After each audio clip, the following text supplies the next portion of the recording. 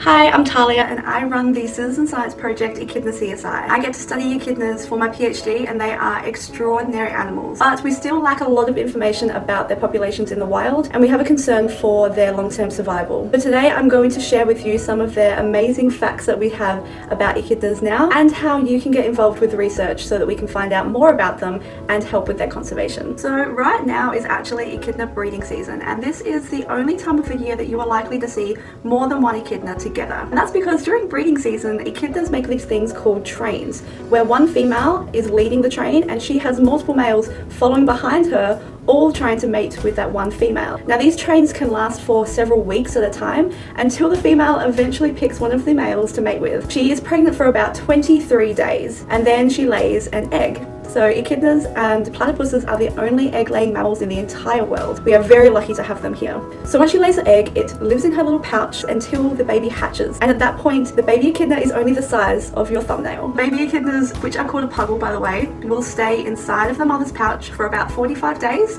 until that baby echidna starts to develop spines. The mother will then put the baby echidna into a nursery burrow for a few months until it is ready to start foraging out on its own.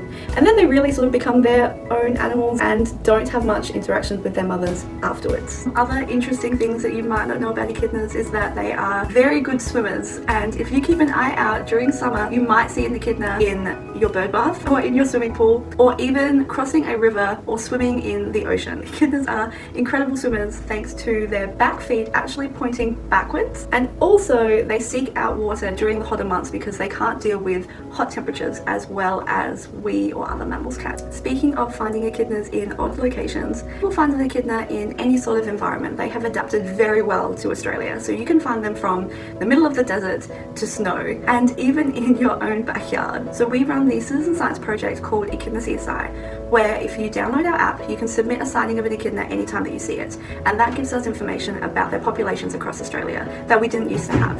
So for the past 3 years that Echidna CSI has been running, we have received almost 10,000 submissions of echidna sightings, which is more sightings than we've ever been able to collect over that short period of time.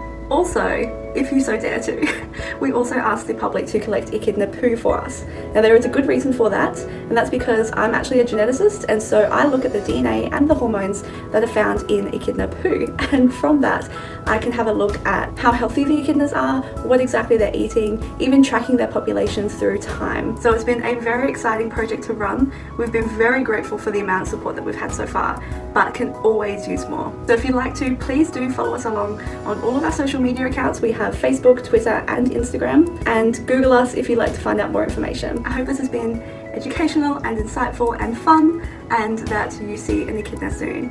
Thanks, bye!